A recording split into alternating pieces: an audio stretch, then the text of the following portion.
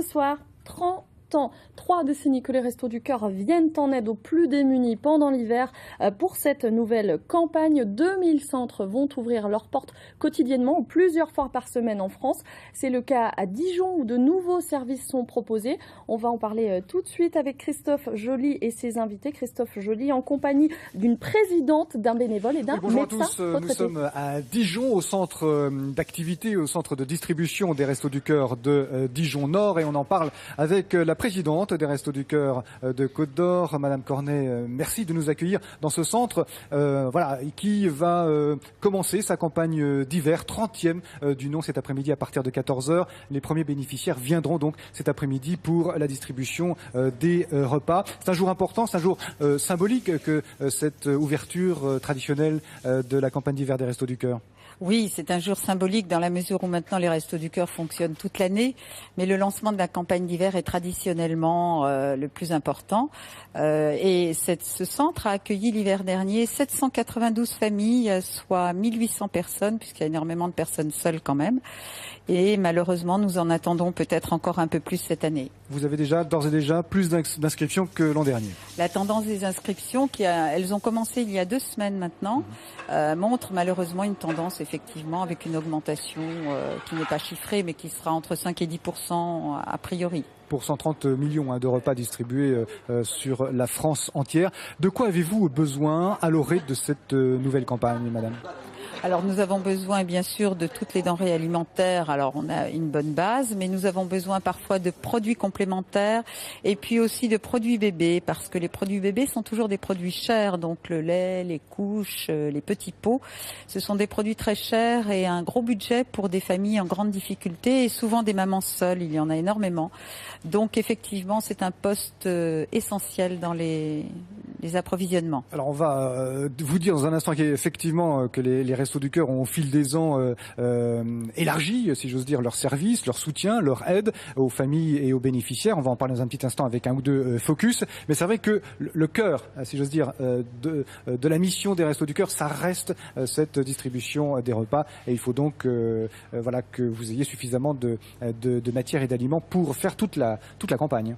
C'est ça, cette campagne d'hiver va durer jusqu'à fin mars. Après, nous avons la campagne d'été qui démarre en avril. Et effectivement, il faut que nous ayons suffisamment d'alimentaire pour aller jusque-là. Mais nous bénéficions aussi de ramasses, de dons, en plus de notre dotation de base. Alors on a vu ce matin, depuis que nous sommes arrivés, tous les bénévoles s'activer pour que tout soit prêt pour cet après-midi. Ce sera prêt ? Bien sûr, c'est déjà prêt et ils sont tous mobilisés et très motivés, comme tous les ans maintenant, depuis 30 ans.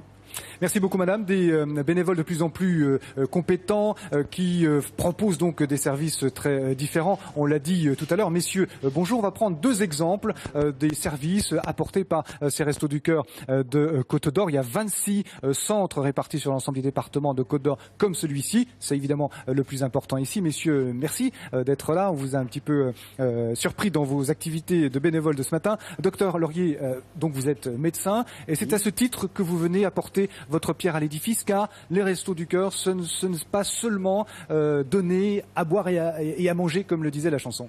Voilà, alors nous avons évoqué tout à l'heure justement le rôle purement médical que nous avons ici, mais là j'aimerais dire quelques mots surtout sur le rôle relationnel que nous avons avec les bénéficiaires. Je sais que personnellement, je viens régulièrement les rencontrer à la cafétéria, où j'apprends à les connaître. Ils apprennent eux aussi à me connaître et cela crée un lien extrêmement important de confiance qui leur permet justement de nous dire certains problèmes qu'ils n'oseraient pas relater à d'autres bénévoles. Alors, et ceci parce que nous sommes médecins. C'est un peu la singularité justement de votre mission ici. Voilà. Donc pas seulement sur le plan santé, mais aussi évidemment sur l'aspect social au sens large. Totalement, totalement. Et je pense que ce pôle est extrêmement important parce que là, il faut absolument qu'il y ait une relation avec une personne, en l'occurrence médicale, qui puisse justement, ou à laquelle ils pourraient dire vraiment leurs problèmes. Alors concrètement, vous pouvez faire des visites médicales ici, apporter votre conseil, aiguiller par exemple vers d'autres confrères. Tout à fait. Alors ici, nous avons déjà un rôle médical vrai, un examen clinique, et à partir de cet examen, nous adressons au médecin généraliste s'ils ont ce médecin généraliste ou à un spécialiste en prenant directement contact avec le confrère, ce qui leur évite des démarches qui souvent sont pénibles pour eux. Voilà donc un service qu'on va appeler hygiène et santé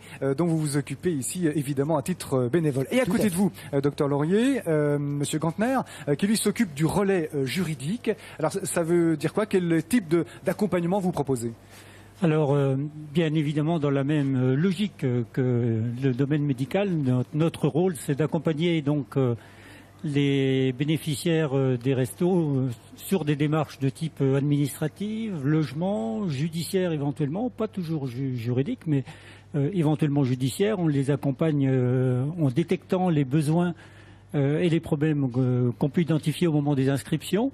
Et dans toutes les démarches qui vont permettre, pourquoi pas, même de les sortir de la précarité et de la difficulté. C'est ça, ce qui nous ramène un petit peu à la parabole de la multiplication des pains, c'est-à-dire que voilà, apporter de quoi se nourrir, c'est bien, mais voilà, peut-être apporter aussi une aide pour se sortir d'un cercle qui n'est pas forcément vertueux, c'est bien aussi. Tout à fait.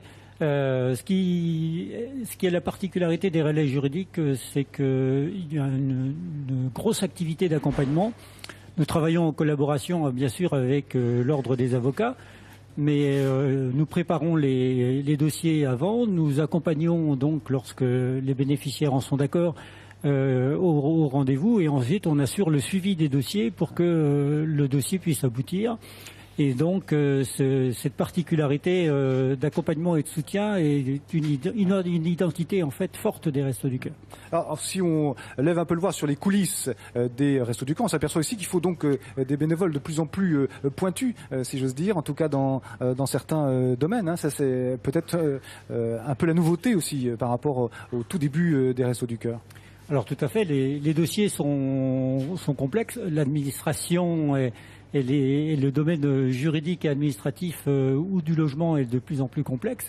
Et c'est vrai que notre capacité en fait à plusieurs bénévoles à développer des compétences spécifiques nous permet de traiter à peu près tous les dossiers de nos bénéficiaires. Merci beaucoup messieurs, bon courage pour cette campagne d'hiver donc qui commence aujourd'hui, la 30e du nom. Nous étions au Resto du Cœur de Dijon. Bonne journée. Merci.